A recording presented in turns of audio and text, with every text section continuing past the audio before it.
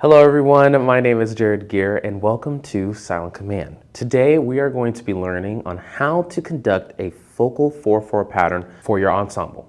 So imagine drawing out two downward arrows, and those two downward arrows are going to represent both of your hands as you are here conducting in front of your peers, right? If I get my handy dandy expo marker, now I'm not an artist, so definitely bear with me. So we're gonna see how this goes. Thinking about a downward arrow, we're going to draw this out. We're gonna first start off with our first line. So here is my left hand.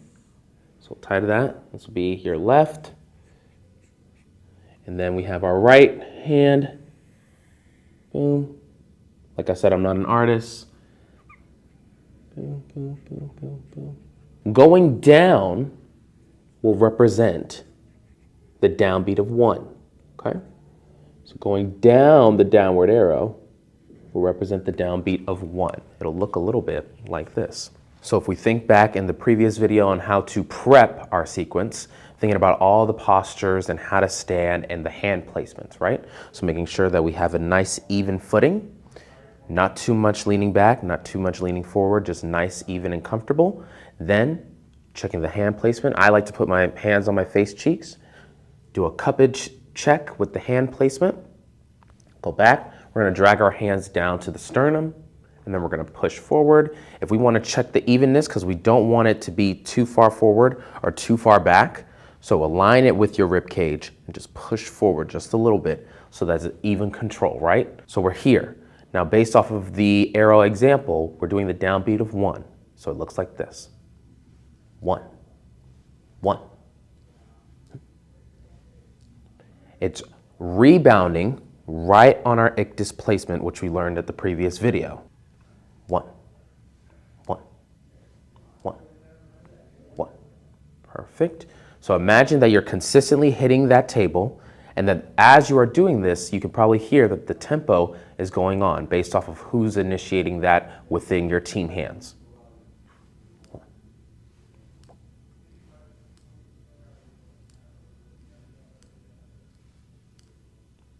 Perfect.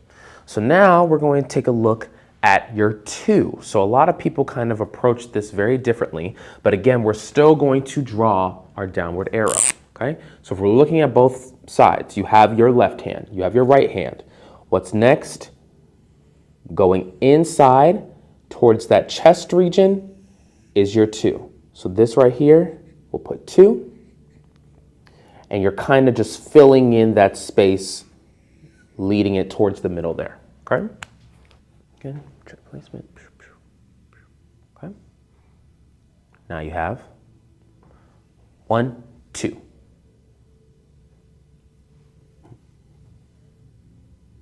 Again, boom, boom. 1, 2. Okay. Now, personally, a lot of people ask if your hands need to touch. I personally don't mind, but 1, 2 is what it should look like. A lot of people use a burger reference. You know, again, whatever happens at your designated programs, obviously do it, but you still want that sense of clarity so that you can compensate for the sousaphone / contra player all the way in the back, the bass drum player that's all the way in the back that can't really see you. Just make sure that it's very distinct and clear what you are doing, okay?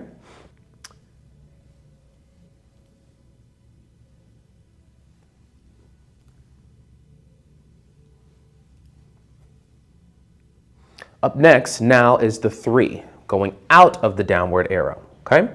So we have our 1, we have our 2, here comes these points, which make 3. 3, perfect, perfect. Now a lot of people, of course, have their own interpretations of this. What I like to do is if we're looking here, have our placement, of course you have your 1, then you have your 2.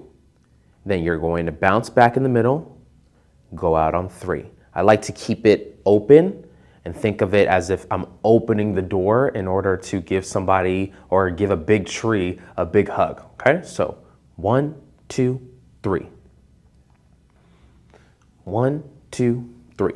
Notice here that the wrist isn't breaking, so it's not going off to the side, it's not coming in, is kind of staying that evenness to where I'm actually thinking I'm about to tap a wall or tap somebody.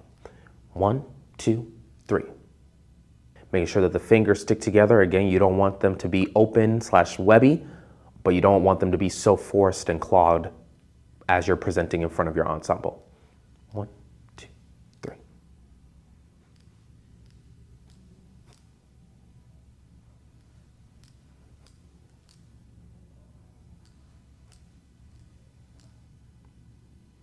And last but not least, of course, we got to complete the entire downward arrow, but we got to reverse it and go back up. So we have our 1, we have our 2, where we're meeting in the middle, filling in this space. We have our 3, this is where both of your hands are going out.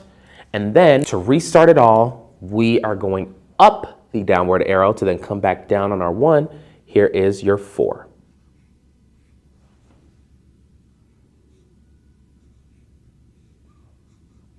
So here you got your 1, going in on 2, going out on 3, then back up.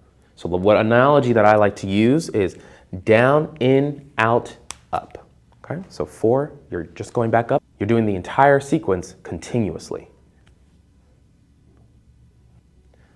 1, 2, 3, 4.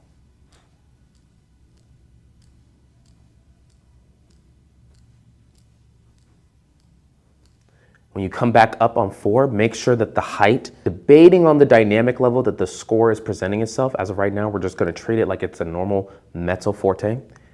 1, 2, 3, 4, I like to go up to the eyebrow, okay? So up to the eyebrow, based off of the dynamic, like I said, you may need to go up a little bit higher just for the mood of the show, but 1, 2, 3.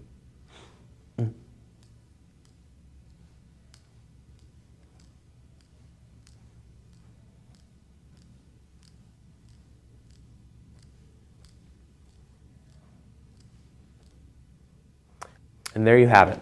That is how you conduct a focal 4/4 pattern.